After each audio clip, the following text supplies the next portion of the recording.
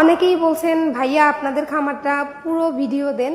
আসলে দেখেন বৃষ্টিতে এতটা পানি উঠছে যে আমাদের বাড়ি থেকে এখনো পানি মানে কমে নাই, যার কারণে পুরো ঘুরাইয়া দেখা সম্ভব না।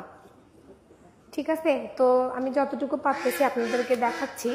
তো আমার হচ্ছে শুধু হাঁস না, আমরা চীনা হাঁস, তারপরে দেশি হাঁস, মুরগি সবগুলোই পালন করি।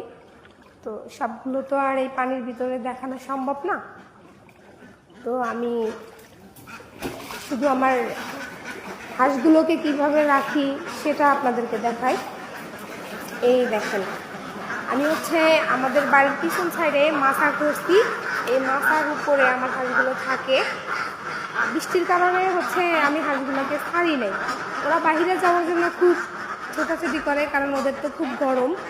এখন যদি ওদেরকে ছেড়ে দিই, ওরা যে একটা অবস্থা করবে দেখলে বুঝতে পারবেন। তো যাই হোক, আমি এখন ওদেরকে ছেড়ে দিব।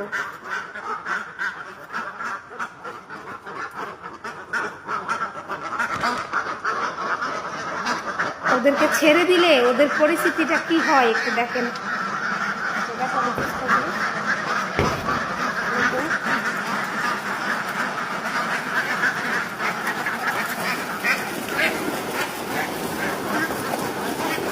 আস্তে আস্তে নামো, আস্তে আস্তে নামো।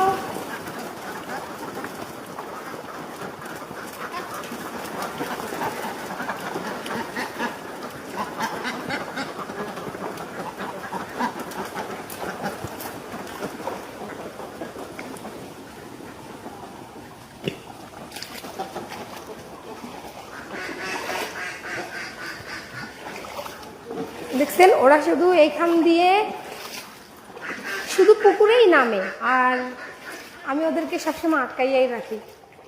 এই হচ্ছে অবস্থা। যখন শুকাই যাবে এই ময়লাগুলো থাকবে না, এখানে সব পরিষ্কার হয়ে যাবে।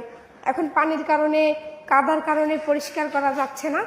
তো আসলে অনেক কষ্ট করছি এগুলোকে নিয়ে, পুরা বর্ষাতে এতটা কষ্ট করছি যেটা কাউকে বোঝাবার মতো না।